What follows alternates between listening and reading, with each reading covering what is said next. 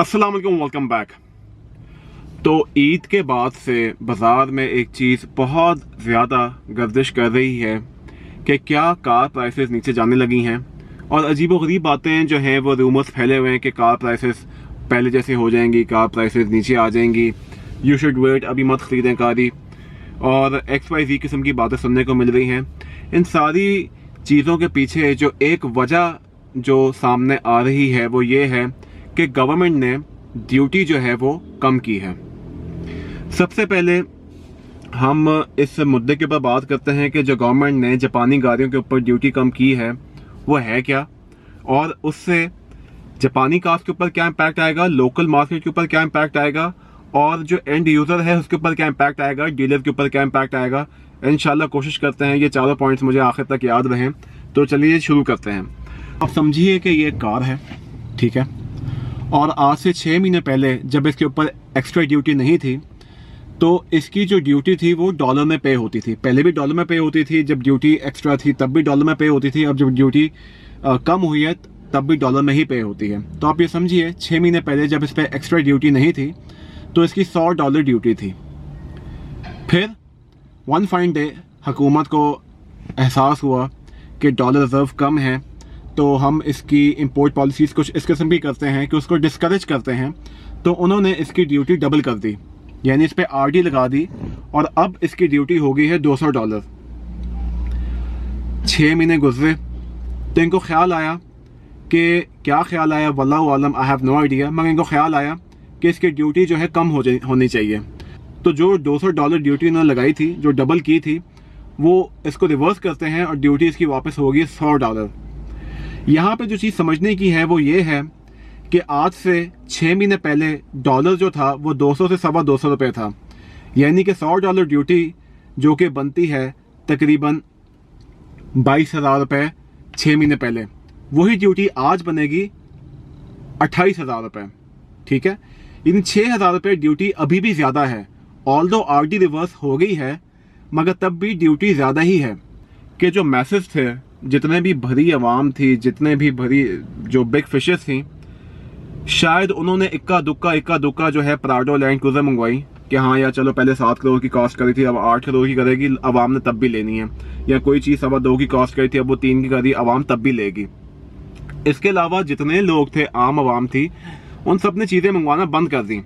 कहने का मकसद ये है कि अगर आपकी वेट्स बाजार के अंदर 32 से 33 लाख की सेल हो रही थी और वो इम्पोर्ट होके ही 40 लाख की कॉस्ट करनी है, और अगर कोई बंदा 3 चिल्ले काटने के बाद 2-3 लाख रुपए कमाना चाहे, तो 48 या 44 की वो सेल करना चाहे, तो हुआ ये कि अवाम ने, जितने भी डीलर हज़रात थे, उन्होंने 1000 सीसी टोयोटा वेट्स या टोयोटा पासो फॉर दैट मैटर मंगवाना छोड़ दी, क्योंकि ड्यूटी डबल हो गई थी। अब इससे बाजार में ये इम्पैक्ट आया है कि जो बिल्कुल फुल स्टॉप लगा हुआ था जापानी गाड़ियों पे, मोर और लेस फुल स्टॉप लगा हुआ था, अब वो हलचल फिर से बाजार में होना शुरू हो जाएगी, जापानी कार फिर से इंपोर्ट होना शुरू हो जाएंगी। ये एक बेहतरी वाली बात है जापानी कार लवर्स के लिए, मगर भाई जापानी कार सस्ती नहीं होंगी। 6 महीने में चीज़ को इंपोर्ट ही नहीं किया गया, मतलब किस तरह से मंगवाई नहीं गई। अलबत्ता वो चीज़ें जो पोर्ट पे आ चुकी थी, देखें आपकी अनफॉर्चुनेटली इतनी ख़राब पॉलिसीज़ हैं बिजनेस पर्सनस को लेकर कि रोना भी आता है, बुरा भी लगता है। मगर आतिफ असलम भाई ने क्या खूब फरमाया, वो हमारे लिए फरमाया था, अब तो आदत सी है मुझको ऐसे जीने में। उसके बाद जो वो कह रहा था ना, वो ये नहीं कर रहा होता, वो बिजनेस मैन की आवाज़ होती है, वो रो रहा होता है बैठ के, वो ऐसा लगता है कि वो सुर मिला रहा है, मगर असल में वो रो रहा होता है बैठ के। क्योंकि इनको अगर आज रात ख्याल आया ना कि भाईजान क्या किया जाए, लगता है जी कल ड्यूटी डबल कर देते हैं। तो जब इस तरह ड्यूटी डबल हुई है, और जिन बेचारे डीलर हजरात की कार पोर्ट पे पहुंची हुई थी, उनके लिए ड्यूटी डबल थी। आप ये समझिए, आपकी वीज़ा लाई है, आपने ये कॉस्टिंग निकाली गई, आपको 50 लाख की कॉस्ट करेगी, ड्यूटी डबल जी वो 75 लाख की कॉस्ट होगी। आई पर्सनली नो पीपल के, मेरे पास यहाँ पे एक फील्डर मौजूद है जिसकी मैं डिमांड 62 लाख रुपए कर रहा हूँ, मगर मैं पर्सनली ऐसे लोगों को जानता हूँ कि वो 1 करोड़ रुपए से कम की फील्डर नहीं बेच सकते।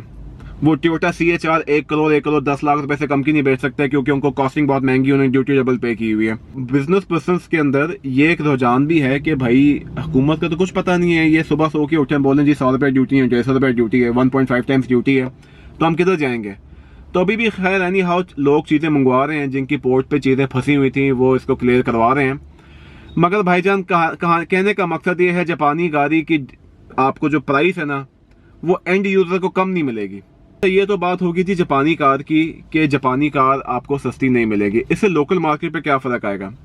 देखिए जनाब, लोकल मार्केट जहाँ पे पहुँची हुई है इसका तो कोई कम होने का रुझान ही नहीं है। ये तो डॉलर जब एक हल्की सी छींक मारता है, हल्की सी उड़ान होता है, तो आपको पता ही है पिछले 4 महीने में और जो हुआ सो हुआ। मगर सन 2018 से जो चल रहा है कि डॉलर 10 रुपये ऊपर जाता है, हमारी कार प्राइसेस लाख रुपये ऊपर चली जाती हैं। अभी जहाँ पे हमारी ये लोकल मार्केट पहुँच चुकी है, इससे तो शायद ऊपर ना जाए, मुझे नहीं लगता पर्सनली स्पीकिंग, मगर ये नीचे भी नहीं आएगी।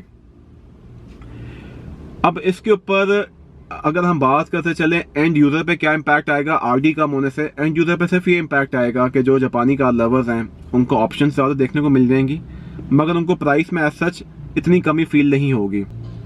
तो ये जो भी खबरें फैला रहे हैं कि प्राइसेस कम हो जाएंगी, आप इनकी बातें मत सुनिए। ये मेरा पर्सनली मशवरा है आपको। आपके इस पूरे सिनेरियो में क्या कहना है प्लीज़ कमेंट सेक्शन में बताएं। I hope you like the video. अपना ख्याल रखें। अल्लाह हाफिज़।